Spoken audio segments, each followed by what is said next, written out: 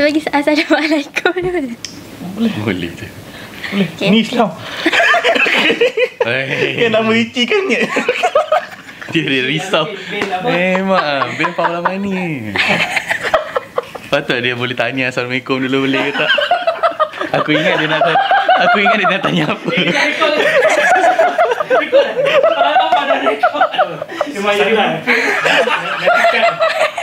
Awal-awal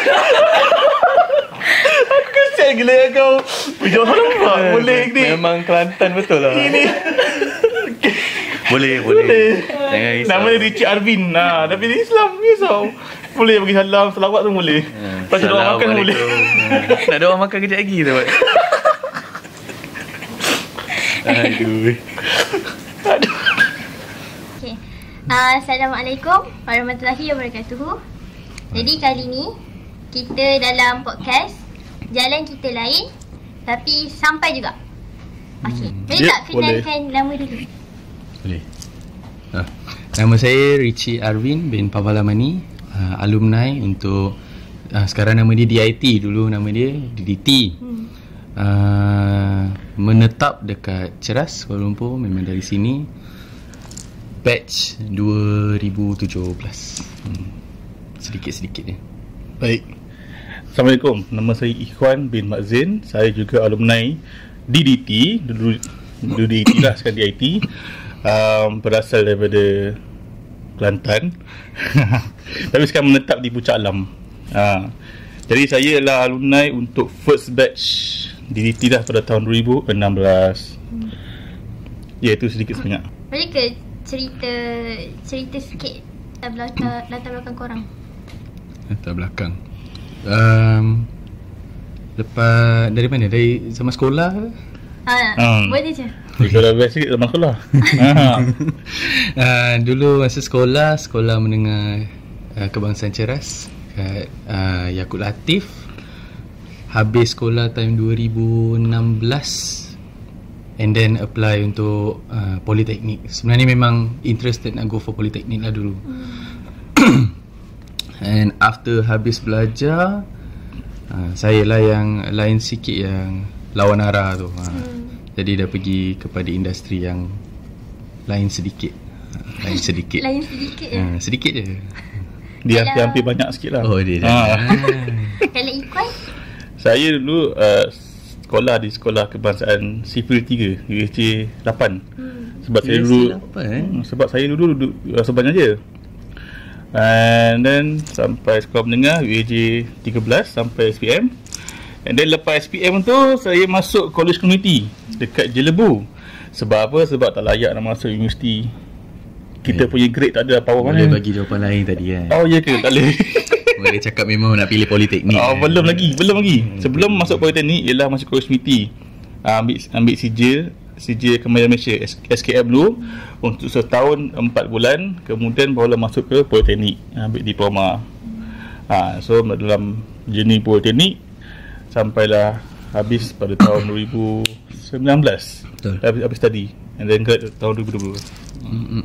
Jadi apa first expression waktu awal-awal masuk Politeknik ni? Ikon. Sebab kita dah belajar dekat College Community pasal IT, networking, hardware, software, semualah pasal IT. Bila masuk DDT untuk first sem dah tahulah kita akan sambung belajar daripada College Community. Kita tak ada tolak kredit, tapi benda dah belajar daripada College Community, masuk ke Poly, sedikit banyak dah bantulah, dah faham subjek apa, kita kena buat apa kan. Tapi sampailah sem 2, sem 3 masih lagi IT. Masuk sem 4 barulah tahu kena buat game, which is course ni memang direct kita kena buat game.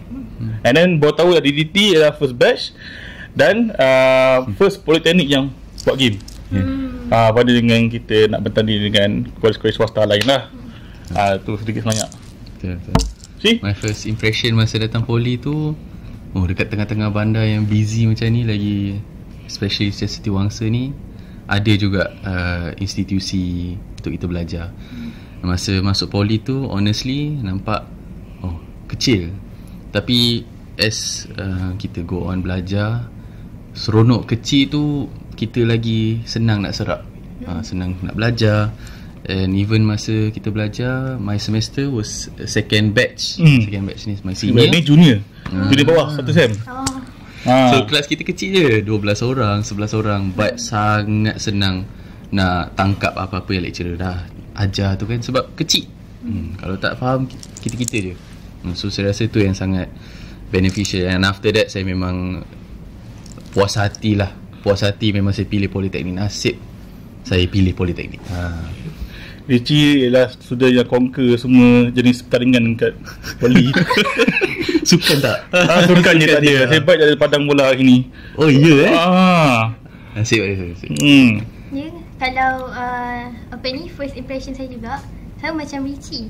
Masa sampai sini saya rasa macam Politeknik ni kecil sebab dia dekat bandar dia Politeknik Metro kan. Dulu saya sekolah apa ni, asrama. Sekolah besar kan. Asrama kat mana? Dekat Pahang, sekolah agama. Sekolah apa ni, berasrama. Dia bila sampai dekat poli ni, dia kecil. Dia macam benda yang baru bagi saya. Dekat bandar, lepas tu dia kecil macam ni je. Dia mula rasa macam apa ni, kenapa macam kecil apa semua macam ni kan. Kelas pun kita share kan. Sebab awal-awal memang kita actually kita yang paling first game major antara universiti dan institusi awam dekat Malaysia ni. One of the earliest lah. So pilihan kita tak pilih DDT, kita kena pergi private university which is Wing ke MMU. Itu pun game design kan, bukan game mostly development. untuk course game ialah SM Pacific lah. Dia akan provide degree and diploma. Memang major in game development. Kita yang game development yang pioneer lah orang cakap. Okay, tadi kata Richie ni kan satu batch bawah Ikuan kan. Tapi korang nampak macam kawan rapat je. Dah ni junior ada. Jadi junior kita ada each other je. Satu rumah sewa dulu macam mana? Macam mana boleh jadi rapat? Tak ada. Sebab kelas kita kecil. And masa saya masuk batch kedua, 12 orang, 16 orang, 28 orang je total kita punya jabatan. Dia gabung dulu Tak gabung, tapi just together sikit je lah kita. Kecil je. Even 28 orang tak sama size dengan kelas awak sekarang kan. Tapi kita pun need each other lah. Sini kita ada something untuk bring to us, kita mungkin ada something to bring to them. Kebanyakan time program-program memang kita together. Ini saya repeat Sam. Saya ada repeat Sam. Saya masuk tanya dia, masuk kelas dia. Jadi kawan jugalah. Tak adalah sebab tu je. Tapi memang rapat lah. Dulu dekat sini kita ada Miniski. Jadi ada satu pusat cyber cafe. So itulah alasan kita. Kalau kita pergi sana, kita cakap dengan lecturer kita tengah study. Saya punya kelas tu, lepas je kelas pukul 5 tak balik rumah. Turun pergi sisi bawah tu. Study game. Kita memang nak study. Study game. Padahal RM5 3 jam. Ingat harga. Ingat harga. Kan. Dulu korang dapat sisi, sekarang kita orang dapat game lab je. Memang game lab memang open untuk student boleh lepak sana lah. Ke kena masuk bayar RM5 je enggak? Siapa jaga? Budak dia IT. Oh ya. Okay, tailored untuk kita. That's good. Dan sepatutnya tengok game lab tu, student sekarang lagi lain macam kan. Quality game tu akan lain lagi. So dia orang core dia orang ada kat sana kan. Macam tu, ada ke cabaran ataupun subjek yang buat korang mental koyak sikit? Ada. Terus boleh ingat dah. Terus subjek yang buat saya repeat ni. Benda tu saya first sem memang susah lah untuk nak get into. Sebab apa yang belajar kat college committee ialah belajar untuk kemahiran fundamental dah masuk politeknik. So dah bila masuk fundamental, agak bukan susah nak catch up, macam nak faham tu, nak adapt tu kan. Nak adapt lagi. Subjek yang paling susah discrete math kot. And then selebihnya dah masuk ke games, susah nak adapt ke game tu, makan masa juga. Tapi sebagai minat dan nak juga siapkan game tu, jadi benda tu dia senang. Walaupun daripada dulu first sem kita belajar C++ untuk programming, bila masuk game kita belajar C#. So antara C++ ke C# tu dalam family C juga, tapi still kena something new lah, still kena tukar jugalah. And then benda tu, and then C# is more easier than C++, so senang untuk kita get into. Lagi-lagi bila kita DDT, kita dah lah suka main game. Masuk pula course yang board game, benda tu lagi best. Lagi seronok. Ya, sebab kita ada pengalaman kan. Kita ada pengalaman. Game yang kita main. Jadi bila kita buat, mesti kita ada preference kita nak game macam mana. Yeah. Kita boleh buat improvement juga kan. Betul. There's something untuk kita. Sebab kita dah main game daripada kecil. Hotel sekolah. Betul. Sangat betul. Masa dengar tu macam memang jodoh lah. Memang jodoh kita dengan diploma ni kan. Tapi nak jadikan game yang seperti yang game dah ada tu memang agak mustahil lah untuk permulaan. Tapi untuk kita belajar macam mana game tu, macam mana software Unity tu jadi, itu yang menarik. Itu yang best tu. Untuk Richie cuba cerita sikit pasal beasiswa YBM yang awak tolak tu. Susah awak terus buat bisnes tu, sambung buat bisnes. Ini yang mahal ni. Ini cerita di tunggu-tunggu. Ini saya tak boleh recall tahun tu, tapi I think 2022 ataupun 2023, I think 22 lah. Memang YB ada bagi beasiswa full scholarship, and at that time memang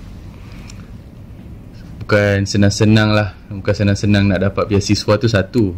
Lagi-lagi daripada kita punya YB kan.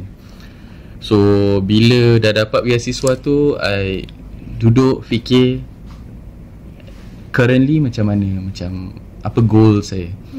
So at that time bukan cakap saya tak pentingkan belajar, tapi I think sebab saya memang dalam proses of nak understand business, macam mana, how the work life goes kan. So memang planning dia ada nak sambung belajar.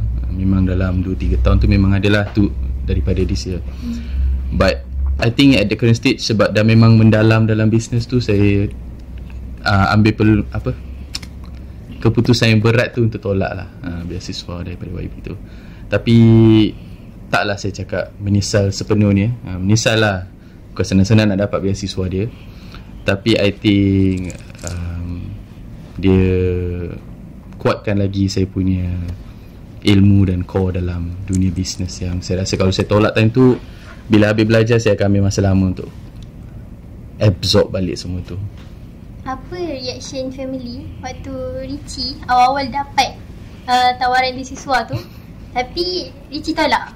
Lepas tu macam mana shift dari belajar DDT kan, lepas tu terus nak buat bisnes?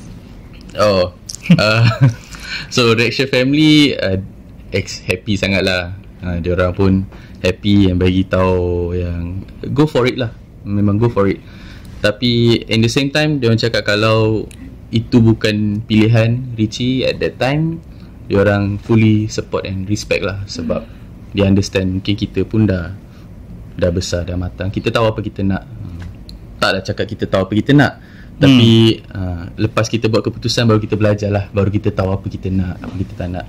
So after tolak beasiswa YB tu, parents bukanlah kecewa, tapi diorang fully support lah. Tak ada diorang cakap macam patut ni ambil, tak adalah. Sampai hari ni pun diorang just dah buat keputusan tu, you really do it to your full. Dia sebenarnya kalau ni orang kata rezeki tak pernah salah alamat. Betul. Mungkin dah benda tu dah sampai dah kat Richie, tapi still juga Allah kata bukan untuk Richie. Richie nak kena sama bisnes juga. Bukan ambil apa ni tu kan. Yes, it's all. Beasiswa. Maybe. Jadi macam mana sekarang bisnes tu, ada tak terap DDT dalam bisnes tu? Mesti ada. Sebab even dalam DDT tu bukan kita belajar game development je kan. Kita ada belajar macam basics of IT and everything. Tapi I think kalau yang tak kena dengan DDT is business dekat belah retail yang kita buatkan. Itu yang memang heavy kepada e-commerce dan benda-benda something new dalam kita punya abad ni lah. Ada tak ilmu DDT yang berguna sekarang dalam bisnes? Sebab cakap tadi ada kan, yang boleh terapkan dalam bisnes kan. Betul. Most of apa saya buat sekarang hari ni memang banyak saya dapat daripada zaman belajar kat sini. So dia bukan cakap apa yang kita belajar specifically dalam course ini, mathematical computing, ada tak kita guna tu? Tak adalah. Tapi dia mau kepada apa kita belajar time tu. Macam kita punya discipline towards finishing task. Macam dulu kalau kita tak siapkan kita punya task, paling-paling kena potong markah. Tapi kalau sekarang dunia ni tak siap means kita kena potong duit kan. So it's a different thing.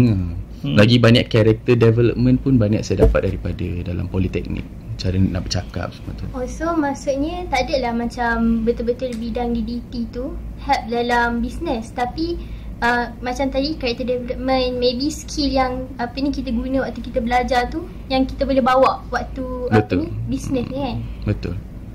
Dia tak spesifik, tapi the experience of being the student yang buat kita someone lah. Cara kita handle tu kan. Betul. Okay, untuk Equine, kerja dalam game development kan, di syarikat Subcoin Petronas kan? Betul. Cerita sikit. Cerita dia sangat-sangat tak expected lah masuk under Petronas ni. Sebab sebelum tu saya start journey saya kerja lah. Saya punya kerja tahun 2020, lepas saya habis study 19 tu, 2020 start kerja. And then kita bawa CJ diploma kan, bukan CJ degree. So agak struggle nak cari kerja, memang struggle. And then ada satu peluang tu, company Todak Studio dia buka program trainee dekat cyber untuk 4 bulan. So masuk kita belajar, bukan Unity, kita belajar Unreal Engine terus. Unreal Engine untuk Todak yang Cruci. Company sama tapi dia buat game studio. Okay. Familiar nama dia. So start itu lah, sebab nak menimba ilmu, nak tambah ilmu, nak cari pengalaman lagi kerja. So masuklah studio tu untuk 4 bulan je. And then tengah-tengah kerja dapat, dia tak ada gaji, dia allowance je. And then masuk, tiba-tiba COVID datang. Time ni tahun bila ni? 2020. Maksudnya time dapat yang Todak tu 2020, awal tahun. Bulan 6. Time tu COVID tengah naik, baru nak naik. Belum sampai kena lockdown lagi lah, tapi baru nak naik. And then dia macam kena release sebab dah tak, silap saya March sebab dah start COVID tu dah start naik teruk kan. And then lepas release tu mengganggu lu. Dalam tempoh mengganggu tu pula, kawan-kawan saya dari classmate dah start sama belajar degree. Saya pun nak pergi into degree lah time tu, tapi belum ada rezeki nak sama degree, nak kena kerja dulu lah. And then dalam masa pengangguran tu, saya apply company tak dapat sebab dengar PKP kan, dengan lockdown, siapa nak bekerja. Betul. And then 11 bulan menganggur, 10 bulan menganggur, kena saya buat satu projek, project games untuk jadikan portfolio. Buat 2D dengan 3D, basic lah, tapi boleh lah tunjuk dekat orang apa yang saya buat. And then pada tahun 2001, hujung tahun bulan 11, saya dapat masuk kerja dekat Shah Alam.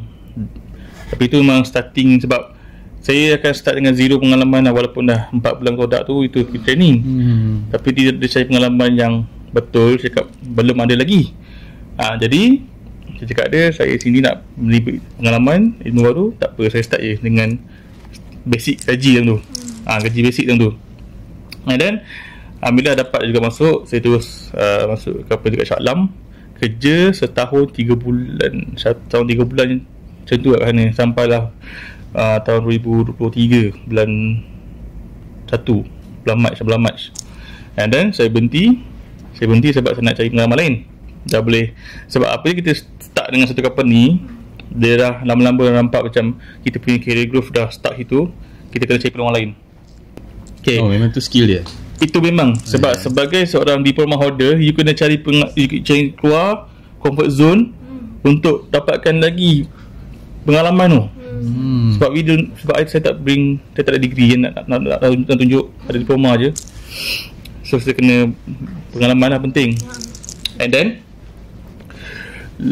lepas saya berhenti bulan Mac tu, saya still menganggur 2 bulan untuk cari kerja. Julai saya masuk, Jun saya masuk company dekat Sepang.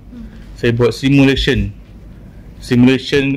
kapal terbang. Bukan kapal terbang lah, dia macam ada ada pushback tu tak, yang tolak kapal terbang. Yang kereta tolak kapal terbang tu. Apa dia panggil tu tu pushback.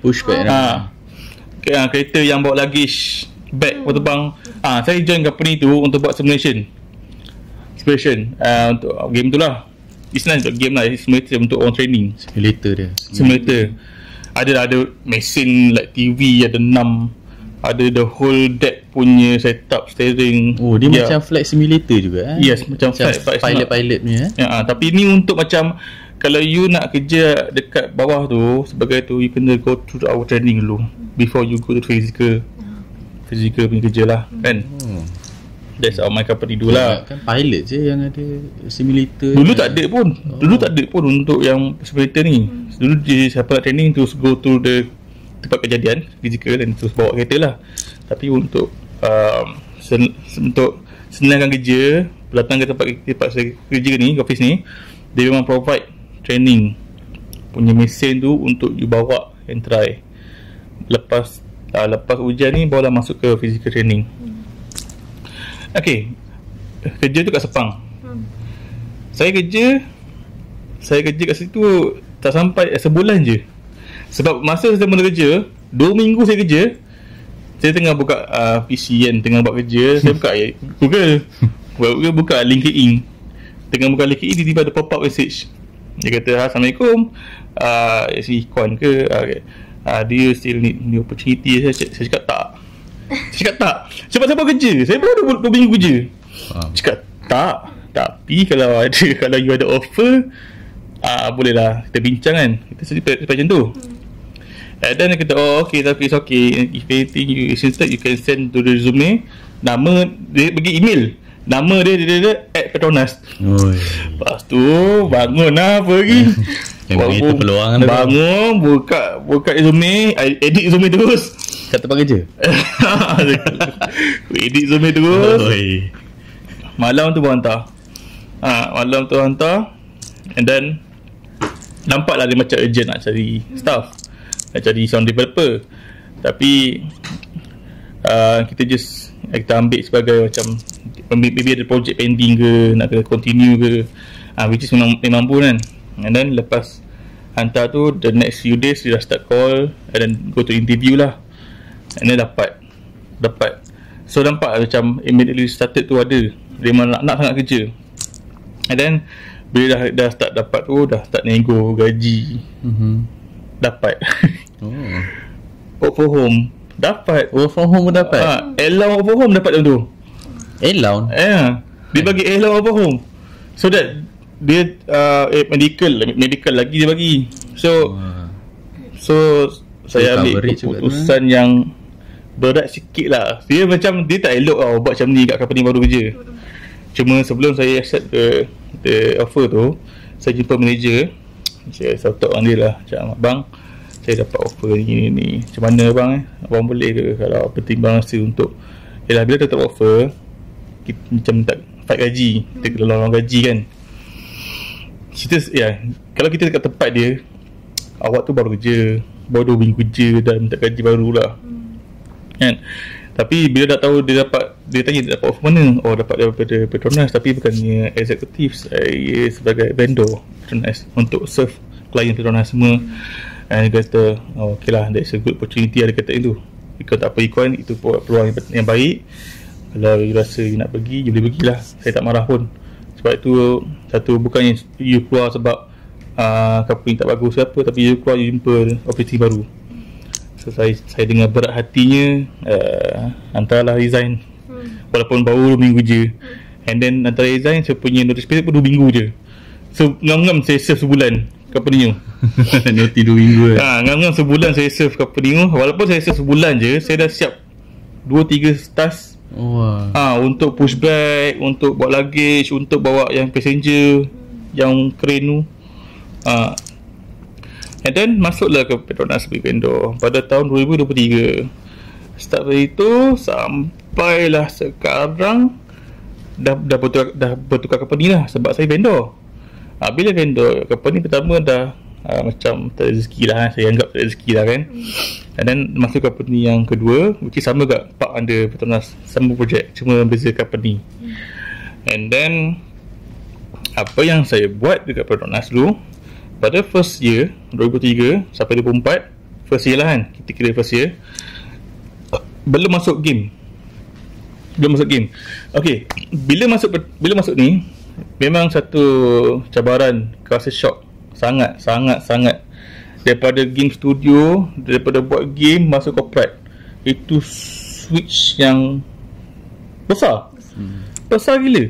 And then dah daripada studio yang kreatif masuk dekat company yang formal, yang straightforward, yang ada rules, yang ni first 3 months tu memang struggle. Tak buat game lagi. Ikwan, we need you to create games but not now. So maksudnya apa ya? So you kena buat Power BI. Power BI ni ialah tak belajar pun Tempoly, tak belajar pun data analyst, tak belajar pun Tempoly. So time tu jugalah buka lah YouTube ke. Time tu ChatGPT belum naik lagi. Buka lah YouTube ke, tanyalah siapa yang tahu Power BI, belajarlah time tu juga. Sebab dah masuk kerja kan, kerja pula work from home, dia dah bagi kemudahan work from home tu, kita kena pandai explore. And then dah masuk dah start belajar Power BI tu, buat data analyst, buat macam mana Power BI punya graph macam mana. So siap dalam 3 bulan belajar, siap satu dashboard Power BI untuk saya punya stage game. Lepas tu buat continue dengan data analyst, sampailah saya propose Unity dekat Petronas tu. So Unity dalam Petronas baru, memang tak pernah ada pun.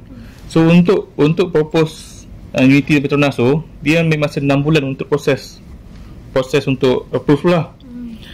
So lepas tu saya tak apa, saya sabar lah, tunggu je lah. Di center saya still buat Power BI ni.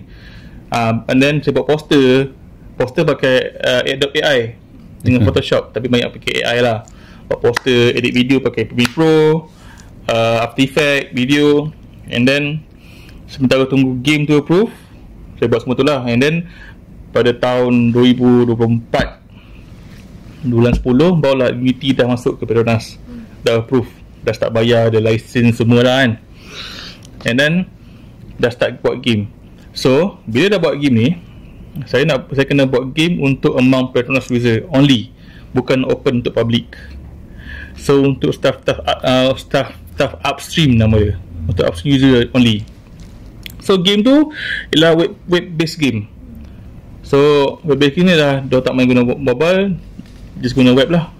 And then kita dah ada game site, Petronas dah buat web sampai dah approve.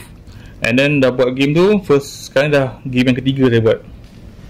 Game pertama dah siap, bukan bulan 10 dah game ketiga dah game ketiga. Melaju betul.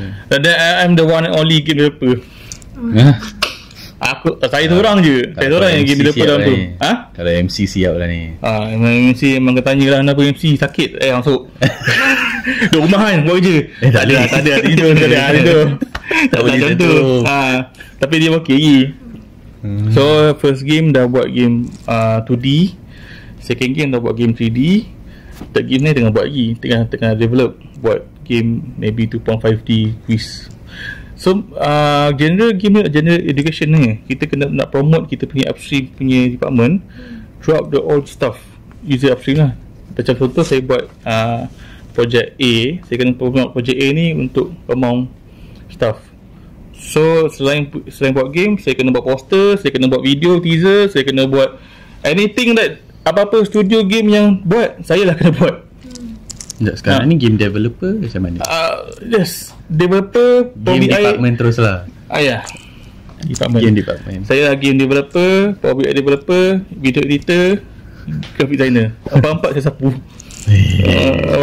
Tapi sebabkan kita dah ada masa yang agak fleksibel, kita boleh susun mana yang kita nak buat dulu. Kalau ada task urgent, contohlah ada manager eksekutif ni, PM nak task siap cepat kan, terus buat lah. Kalau ada task game kena buat, terus buat lah. Tapi sebabkan kita duduk rumah, kita kenalah susun kita punya cara kerja macam mana. Betul. Make sure yang siap, itu siap. Contohlah. So sekarang ni dah masuk tahun 2, dekat 2 tahun lah saya kerja. Cuba cerita pasal bisnes yang Richie ni. Okay, macam semua tahu yang compare saya dengan Ikhwan daripada DDT, dia memang follow the flow. Kalau macam saya dah kan? lari sangat lah. So kita compile of 3 yang sekarang memang major is 3 businesses. 2 daripada services dan 1 daripada retail and wholesale. So the first business mainly kita dalam in-house security providers. So for any commercial buildings, malls, diorang perlukan in-house security yang manage CCTV system, fire alarm system. So that is our main business. Our second business is kita ada parking services, di mana kita provide valet parking. Sekarang mainly dekat kawasan Ceras. InsyaAllah kita akan cuba masuk lagi ke dalam KL, tapi dia akan masa sikit. Dan juga our third business, this one is my personal project yang memang from scratch saya build everything.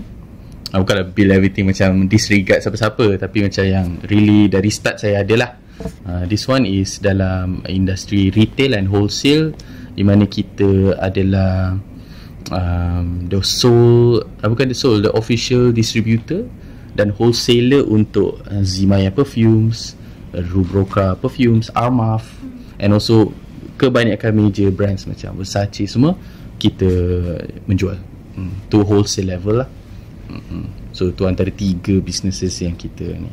So memang berbeza-beza jugalah tu. So nak cari perfume betul. Nak cari perfume, nak cari parking, ada buat perfume sendiri? On the way, brand sendiri macam on the way, buatkan bau sendiri ke?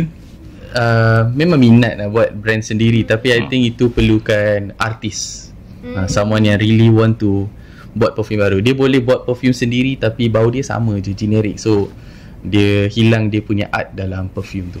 So kalau nak buat, maybe kita nak betul-betul unik lah, have that passion untuk buat something baru lah. Something baru new lah. Kalau nak yang bau sama je tapi kita cakap brand sendiri. Tapi Richie dah expert lah bau. Saya kat lu sebelah dia kan. Yo Havash. Dah tahu dah. Dah biasa sangat bau ni. So really fun. Something yang kita nak kena explore sendiri tu. Okay, macam tu last word dari korang untuk student di IT. I think untuk student di IT, I really hope saya pun tak selalu datang sangat. Tapi I hope student-student di IT ataupun all our students dapat enjoy dan really absorb apa yang kita belajar, apa kita buat. Contohlah dapat peluang hari ni, contoh Ikhwan, hari ni kau start preparation, kau akan jadi pengarah program untuk event hari raya ke apa, something like that. Jangan ambil dia sebagai beban, dia something yang kita perlu belajar. Sebab event management, macam mana nak uruskan VIP, uruskan seating, everything lah, everything kita dapat je peluang tu ambil.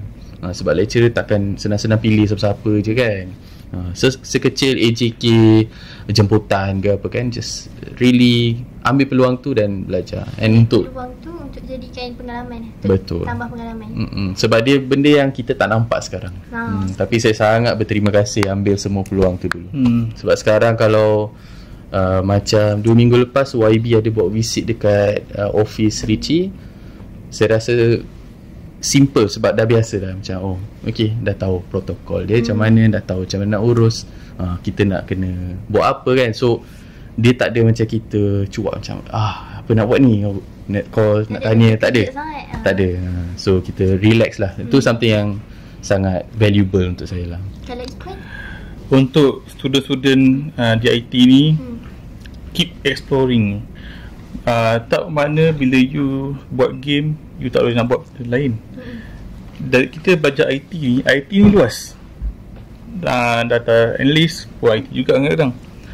Game, networking, software hardware, CS, website ke apa kan. So bila kita dah explore lagi, kita dah masuk alam kerja, kita boleh tahu.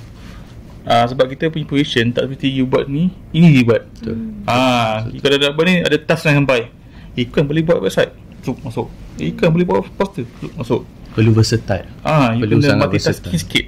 And then bila dapat on semua skill tu, lagi tinggilah value awak sebagai pekerja. Lagi nampak je. So you tak ada resume, you boleh tak berdemand gaji ke apa, kan. So keep exploring dalam bidang ni.